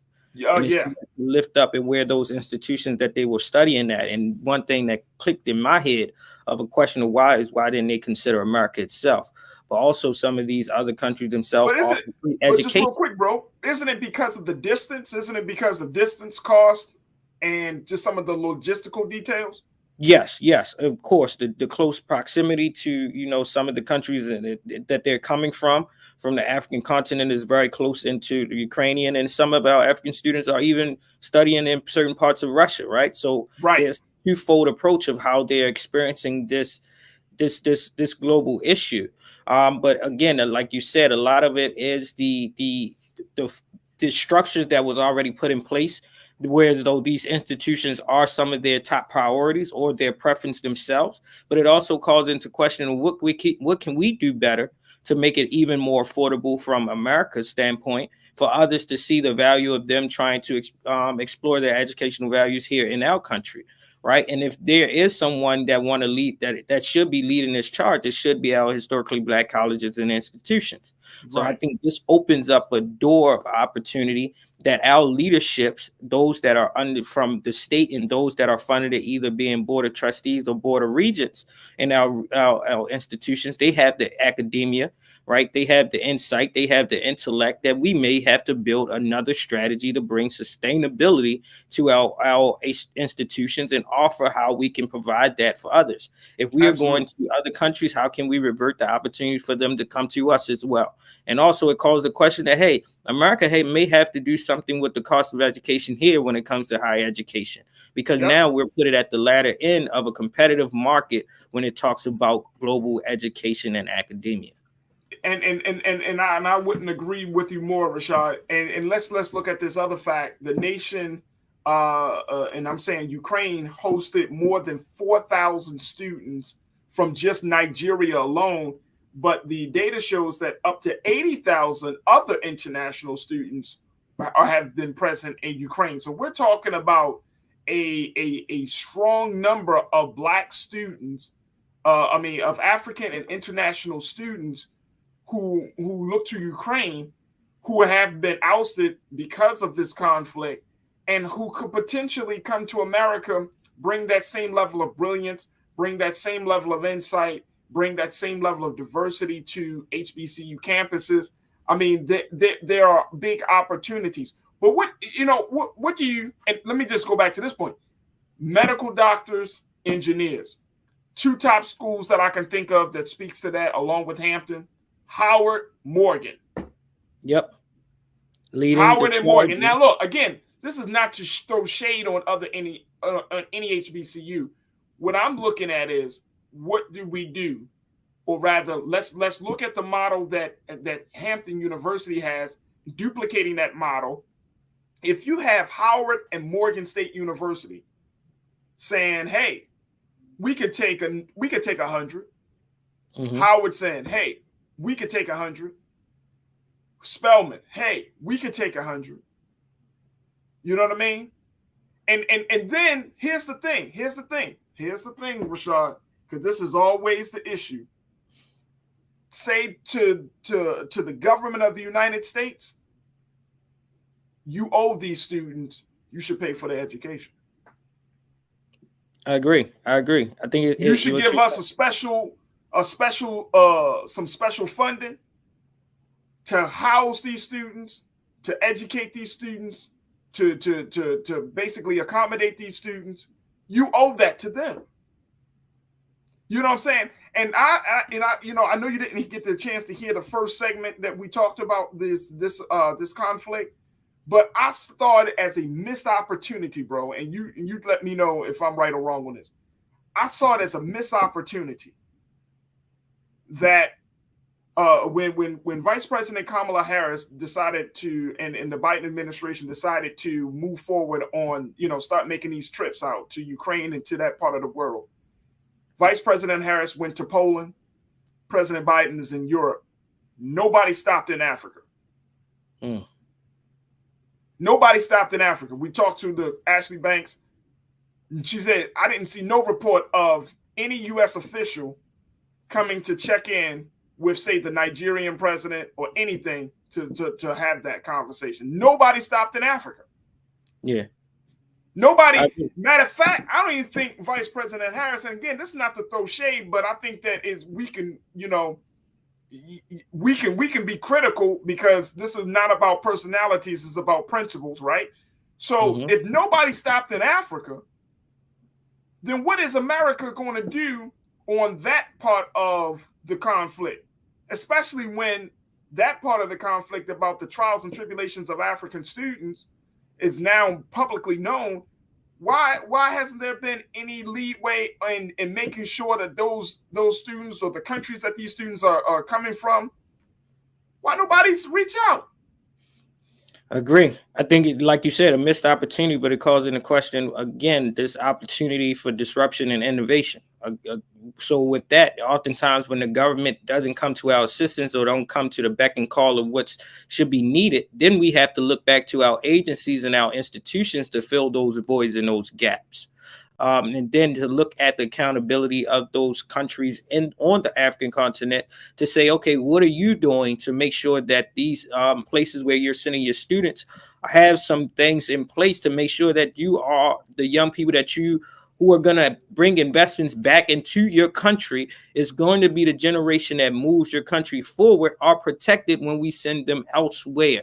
And what is the clauses of when situations like this happen and they're not on their soil and their land that they call home, that they have someone that can be reliant and have an open communications and some things to put in place for your safety in return. But also if you need to go elsewhere and then you may have to come to America to forward your education, that these countries themselves has already established a partnership with the HBCU institutions that are here that are willing to extend their arms. I think when the government doesn't do their part, we now have to look at our in proximity to our communities, agencies, and institutions that have the willpower, the currency, the insight, and the relationships to fill those voids. And if not, we're going to look around and we won't have nothing when we could have been very proactive in that sense. And then this calls into question. Now we have these situations. Now we know what the federal funding budget should be for HBCUs if something like this ever to happen again. And in that policy in itself, it can say, hey, the government can underfund or provide particular fundings to help us expedite these problems if they ever come to fruition again. Absolutely. Absolutely. Folks, we got to take a quick pause. When we come right back, let's switch gears. Let's talk a little bit about parenting. Have you found that as a parent, if you are a parent, even if you are a step parent, foster parent, I'm just saying, if you take care of children, have you found yourself being in a place or feeling like where you need to teach your child not to be you? Or you look at your child, you look at this little person that you're taking care of, or might be a big person, and you realize, you know what? This person is growing up to be like me. We'll have a conversation about that level of parenting. And of course, we have later on Trends, Posts, and Doing the Most. So stay with us. A lot coming at you in the final 30 of the culture right here on the Black Star Network.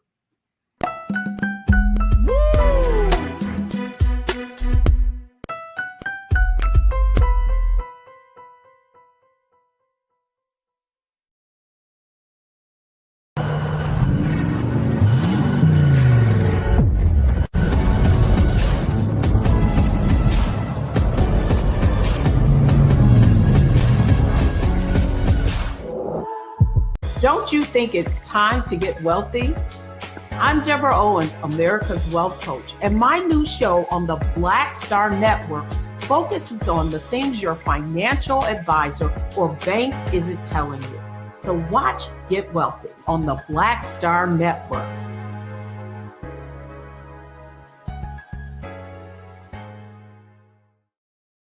Hi, I'm Dr. Jackie Hood Martin, and I have a question for you. Ever feel as if your life is teetering and the weight and pressure of the world is consistently on your shoulders? Well, let me tell you, living a balanced life isn't easy. Join me each Tuesday on Black Star Network for A Balanced Life with Dr. Jackie.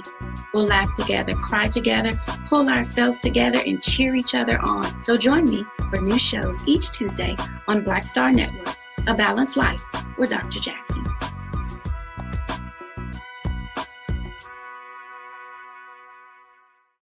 Pull up a chair, take your seat. The Black Tape with me, Dr. Greg Carr, here on the Black Star Network. Every week, we'll take a deeper dive into the world we're living in. Join the conversation only on the Black Star Network.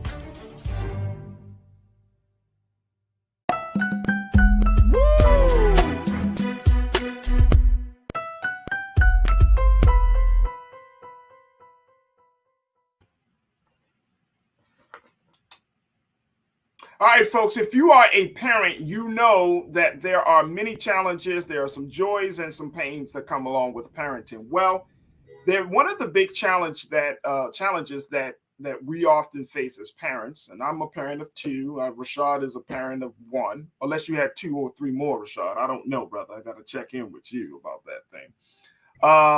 But, you know, one of the big challenges is raising a child who's just like you.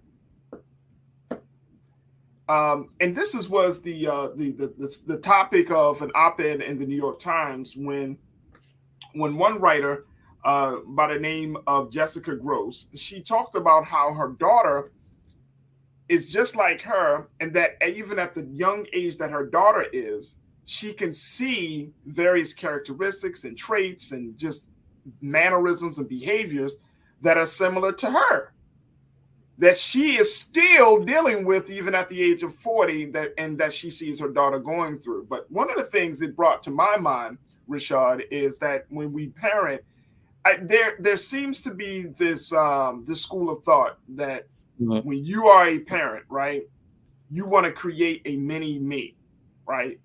And I remember when we first had our son, there was my wife and I had a big conversation about the name, right? That's always a big part, right? You're like, what do you name your child?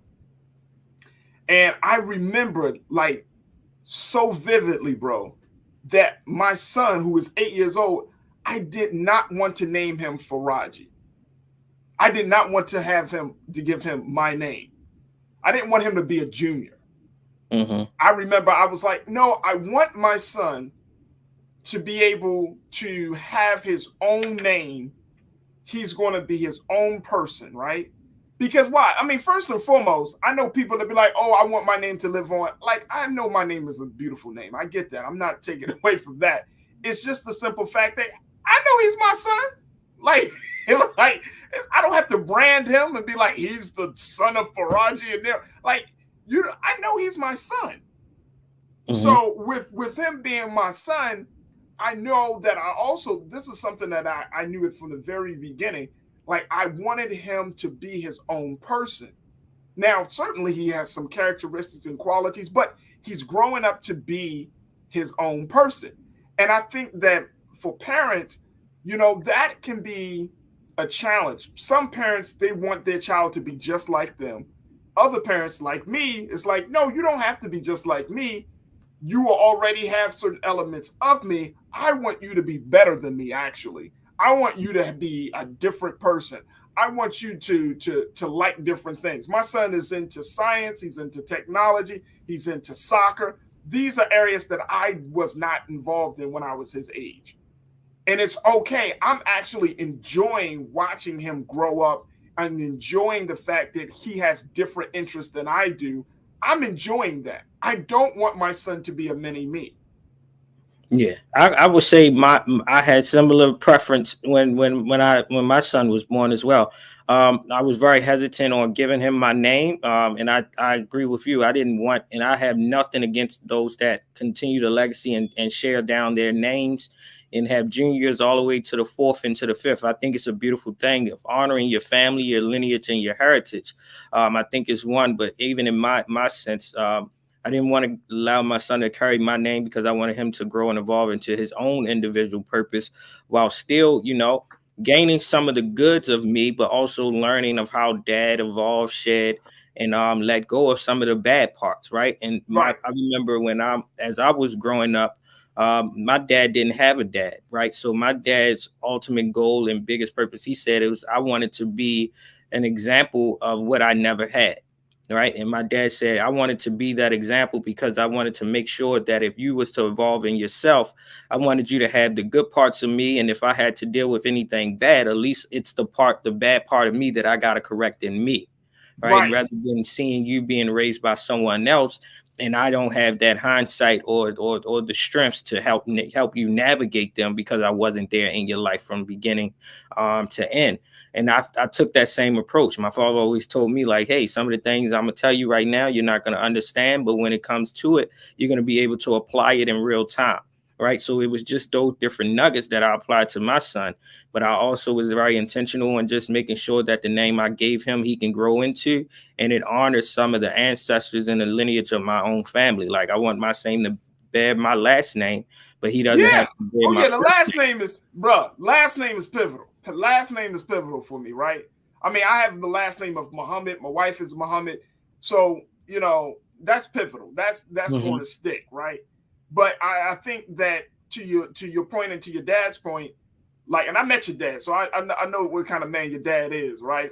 But to that point is like, you want to make sure that you put your child in the best position where they can be themselves and express their individuality. Agree. Right? And that's Rashad, I can't tell you enough, bro. Like how important that is for me, because I'm so different from my father. My father's been in my life my whole life, so I thank God for that. I'm so different than my dad. Like he actually, bro, I'm so different from him that he don't understand. That he looks at me, he like, man, you like an alien or something, right? You know what I'm saying? Mm-hmm. But we do have similar traits. But this writer, she said something about her daughter. She said the hardest part of parenting is raising a kid whose personality reflects my own like a mirror. She said, my discomfort comes from watching my daughter struggle with the same things I continue to struggle with at 40, and knowing in my heart that these issues may plague her all her life, and that there may not be much I can do about it. Yeah, that's heavy. Bro, that's heavy. Bro, when I read that, hey, Rashad, when I read that, the scripture came to my mind that, you know how they say the sins of the parents are visited upon the children? Mm-hmm. That's what popped into my head. Yeah. And here's the thing. Here's the thing that I think a lot of parents, especially young parents like us, right, that we don't always see. Like, if you don't, like, the shortcomings, the flaws in your character, you may not always see the consequences of that. But if your child possess some of those same characteristics, they may see a harder or stiffer consequence to that. Correct. Which is why I think it's important. Like, you know, yesterday we had a conversation about family planning because we were talking about Mary J. Blige and everything, and her deciding not to have children. It's like when you have children, and I don't know if we're having these extensive conversations before we lay down with somebody, but if you're having children, you really do have to think about your internal self, your shortcomings, your flaws, and if you have certain struggles within yourself, that situation might be passed to your child. If you're not, say, for example, if you are not the person that has that value schoolwork, coming home, doing homework, if you're not a person that values structure within a household, and then when you have children, that's manifested where there's really no structure. Your child come home, they do whatever the hell they want to do. They don't do their schoolwork. It just comes back on you. That's the thing about having children. It's like, whoa, this stuff comes right back on you. So that's a heavy, heavy burden to bear, especially if you're not trying to make yourself better, if you're not working on any level of self-development. Yeah, I agree with you 100% on that particular and your perspective on that. I think what everyone just needs to be, what we all could be more mindful of is exactly that. And when you're thinking about family and you're thinking about parents and understanding that, you know, some things are out of our control or what we can pass on. One is the biological and the genetic makeup of our child, right? So if we are dealing with certain health implications, we are dealing with certain social and emotional things as well that can be passed down, and that will eventually manifest itself as your child is growing into adolescenthood and how their brain anatomy and development allows them to see the world and react to the world that's around them. So those things are some of the things that are out of our control. But in our dieting, our practices, our mindfulness, those are things that we can correct over time as well, right? And we got to be mindful and courageous enough to have these conversations with our children as they are showing up. I think sometimes we think that it's too late or too early to have certain conversations. Like my dad always said to me, I'm going to give it to you right now, even if you're not prepared for it, because I know you heard my voice. And my mom says the same thing. I know you're hearing my voice. When you are ready to receive my message, you'll know when to employ what the message was that I gave you years ago or the second before you made that action or determine which decision you was going to make. The second one is this: a child first teacher is the parent. A child is going to learn through observation and what they hear. Right. So if a parent, oftentimes our mannerisms, our personalities, our character, our charismatic type of approaches, either though we're introvert or extrovert, right? Those are things that a child will start to observe and develop with unknowingly to you. So you start to see the little mini you because they're observing you when they couldn't even open their mouths and try to ask what is going on, right? From your tone. to how you receive and you respond to things, your level of calmness versus anxiety, how you're navigating stress. Do you have a balance between your schedule and when you cut things off, or when do you recharge? And we even see it in education, right? And that it shows directly to how well we probably are doing academically, or how we exceed with these standardized testings, right? If we're in parents that are more educated use a certain more words in their vocabulary. So when you go and take a standardized test and you gotta pick what's the name of this entry point to a brick and a mortar, and you say door, but the answer is really looking for you to say threshold. You never said the word threshold in your house. You just say, get your little butt in this door. They don't know what that's the same word or the same synonym to it. So it shows up in everyday life, and you're not with your child 24/7 to help them navigate it through. But what you can do as a parent is go on your own journey of wholeness.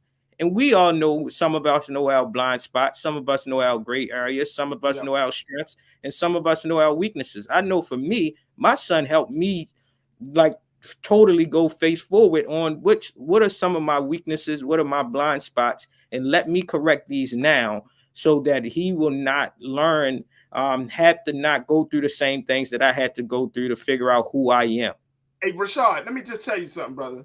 And this is something, and I don't know if this, like, I was born, when I grew up in the 80s and the 90s, this level of parenting, this knowledge of parenting, I don't think it was around. I think this is a new place that we find ourselves in as adults and as parents, right? That we look inward in order to manifest something greater on the outside of us, right? Like the real parenting starts based on how you think, how you process, how you've dealt with, trauma and other experiences. That's where the real parenting starts, right? And back in the day, if you grew up in folks watching, if y'all grew up in the 80s and 90s, you know how parents were. It was like you didn't ask questions, right? You didn't question your parents. Your parents would often tell you to, watch what I do, or watch what I, listen to what I say and not what I do. Give you some backward ass type, understanding, right? I mean, the line between parent and child was so stark, like the distinction was so clear, that the child grew up not asking questions, really grew up and I remember feeling this way at some point, like, I'm afraid, I don't even want to know, because it seemed like you and me, we're like light years apart. When I looked at me and my dad, I felt like, oh my gosh, we're like light years apart. So you don't understand. And so I think the culture of parenting has changed dramatically. Agreed. Over these past 20 to 25 years, bro. Like, I've never seen this where parents are, you have so many different styles of parenting. And I think that that's important, that you got to know, and that's to get to your point. When you say you got to know your strengths and your weaknesses, you really do have to know yourself before you should become a parent. And once you do become a parent, you should always recognize yourself. And I mean, and like for this writer, I mean, she says she's 40 years old, right? And still dealing with some of those same struggles. And she's afraid that her daughter's going to have to deal with those for the rest of her life.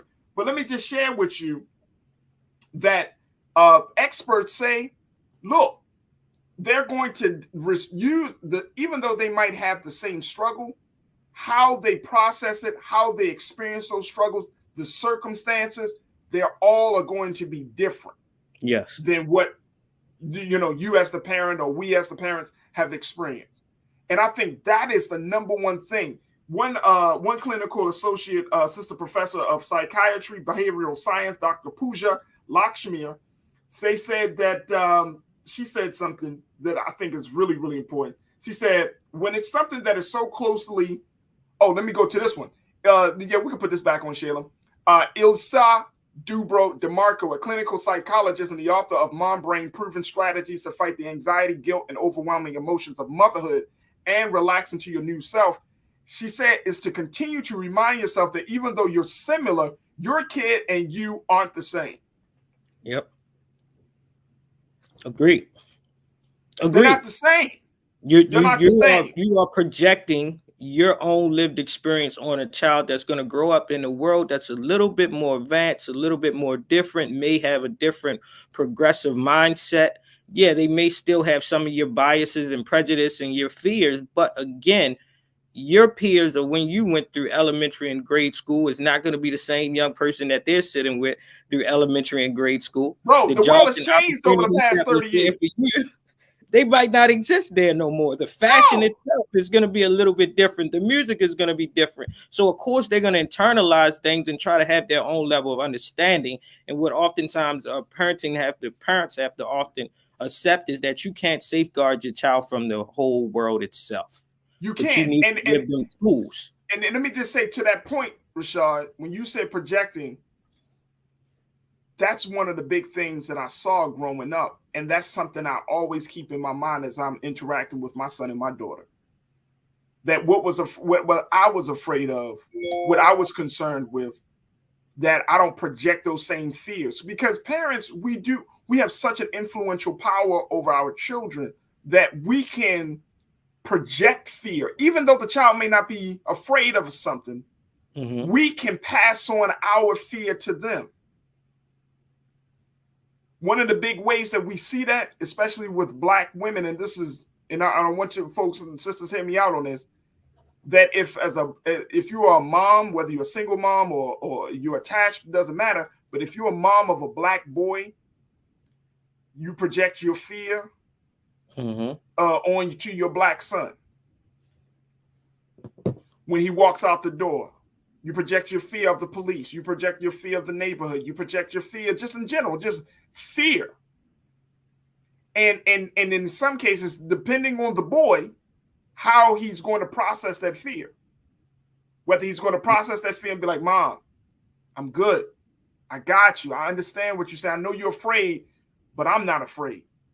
Or whether he's going to process that fear and say, yeah, I can't. Mom, you're right. You're right. This is scary. I can't go out there. Which is to determine it on the child, based off of the projection of the parent. And you know, and going back to the doc's point that we just showed, your child is different. So you really don't know, and we really don't know what type of individuals. I mean, your child is one way in the house, they're a different way when they're out in the streets. And probably, you know what I'm saying? And then they're a real different way. Say it again, bro. And then be a completely different person on social media. And then they got like a third personality on social media.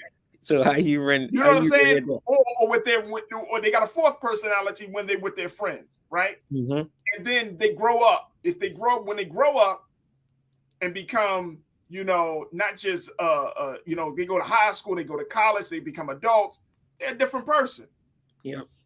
And a lot of times, parents, and I've learned this, and I remember having this conversation with my dad one time, man. Like, Pop, I'm a grown ass man with the whole family. Like, sometimes as parents, we do get caught up in this time warp on how we see our children. And so, we still kind of interact on our children based upon how they were when we were living at home. Yeah. Pop, I'm different. I tell my pop that, Pop, I'm different. I'm totally different. You can see my children, you can see my wife. Like, we're different. Like, we're dealing with things a little differently than how you used to deal with it, or how you used to think, or how you think you saw me 10 years ago. That's not my issue anymore. I'm thinking from like a biblical, and the spiritual component to it is like, what it says is a child should eventually lead, right? That's so it. As a parent, you should want to raise your child to the point that you understand our human life cycle, that as you get to a certain age, more than likely the child that you are rearing, protecting, and loving for will eventually have to take care of you. Absolutely. So you want to build in that heart pulse, that mind, that compassion, that way of sustainability, and that way of insight, that when they come to a point where the tides have turned and now they have to wipe your butt again, or they have to move you around, right? That they are more mindful and they understand your humanity, that they'll do right by you because you did right by them.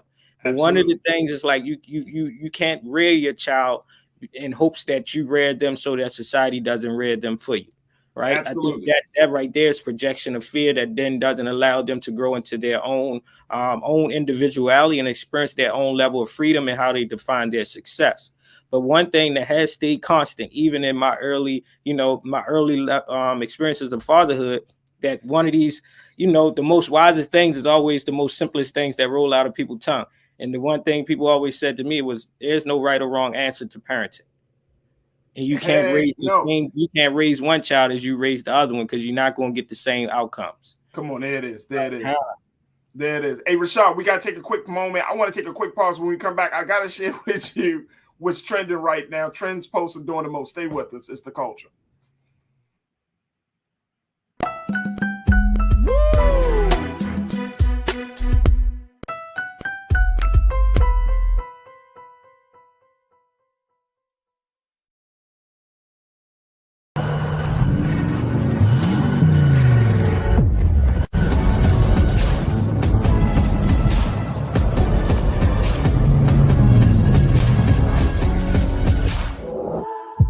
Don't you think it's time to get wealthy? I'm Deborah Owens, America's Wealth Coach, and my new show on the Black Star Network focuses on the things your financial advisor or bank isn't telling you. So watch Get Wealthy on the Black Star Network.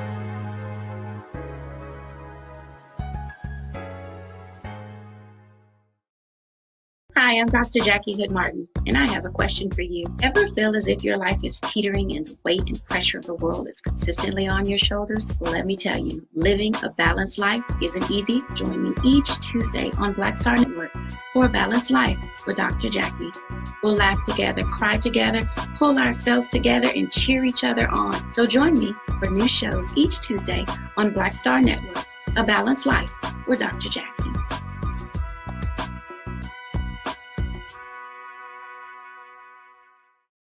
Pull up a chair, take your seat. The Black Tape with me, Dr. Greg Carr, here on the Black Star Network. Every week, we'll take a deeper dive into the world we're living in. Join the conversation only on the Black Star Network.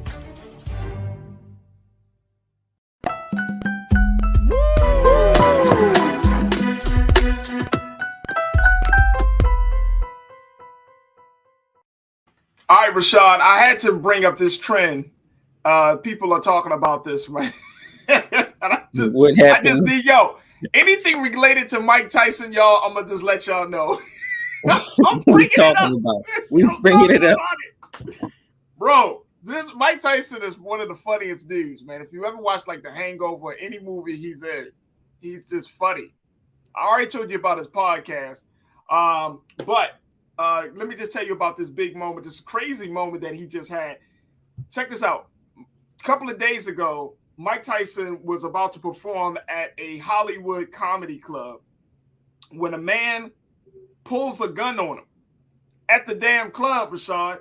This happened on Tuesday when an unidentified man was filming, interrupting a comedy set to challenge Mike Tyson to a fight in a deranged attempt to elevate his status. Doing the man most. Tries to play off the situation and yell out, "I don't give a F." And even though there's footage of it, we can't show the footage, but he pulled out this gun on him. And they're trying to take him away. But Mike, being who he is now, remember Mike used to be called Iron Mike Tyson? He was hard-hearted and cold. Remember that, y'all? Oh, Mike Tyson. He de-escalated the situation by talking to this man and then eventually giving this man a hug. That's Mike. He hugged it out with this dude that pulled a gun on him. First and foremost, let me just tell you, I don't know this dude's name, but he better thank God that Mike Tyson didn't respond like the way Iron Mike Tyson probably would have responded. First thing, because there's actually footage. I don't know if you've seen this footage, though. They got this footage of Mike Tyson just like he's on the set of something. He's joking and somebody kind of little play jab. He turns right around. He starts getting into his position and stuff. And I'm like, everybody's like tripping like, yo, Mike still got it. Bro, you pull a gun. Now, Mike ain't from no place where, he's from hard place, man. He's from a hard place. So you know, if you would have pulled a gun on Mike Tyson years ago, he'd have had to revert to he would have had to dealt with you right then and there. But he's he's a changed man, and so he at this point he's just like, look, man, I'm all about love and peace. Let's just de-escalate the situation. Well, they wound up de-escalating the situation. No one got hurt.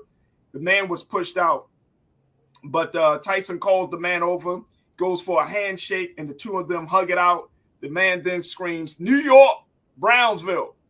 Of course, where the place that Mike Tyson is from. Doing the most. The guy doing the most. Yo, he does. And what Michelle said, when they go low, you go higher. Mike then went higher because he would have took him up to another space. But thank God that man turned a new leaf. And man, Mike is out of this world at this point. I watch hot boxing with Mike. His level of awareness, we should all be grateful of, because he's still fit to be destructive, but he is building rather than being destructive. I think he dealt with a lot of his demons. Yeah. I really think Mike Tyson has dealt with a lot of his demons. And now we're seeing a very like a redeemed, restored, reformed man. So big shout out to Mike Tyson. And I'm a shout out. Yeah, man. He looked kind of weird in that picture. Isn't that crazy? It's like Mike to me. He looked like he'll still whip your ass. But the point is, he'll hug it out, folks. This is not the same Mike Tyson. But don't ever think that you can pull a gun on this, because you might just caught Mike on a good day. He might just like, man, I'm laughing, I'm drinking, I'm enjoying myself. It is what it is. But if you come up on him in the street, oh man, it'd probably be a different ending to this story. You know what I mean? Yeah. But see, and the crazy thing, as we close out, Rashad, the crazy thing that is about this story, the things that people will do to get a little viral or viral fame. All of this to elevate his status. You pull out a gun on a boxer just to elevate your status. That is absolutely insane. With a hug. And then you ended up with a hug. Now you've gone viral, but you've gone viral not for the same thing that you wanted to go viral for, but it's incredible. Social media, that's a whole different conversation. Hey, at least he got his ear intact. At least he got his ear intact. That's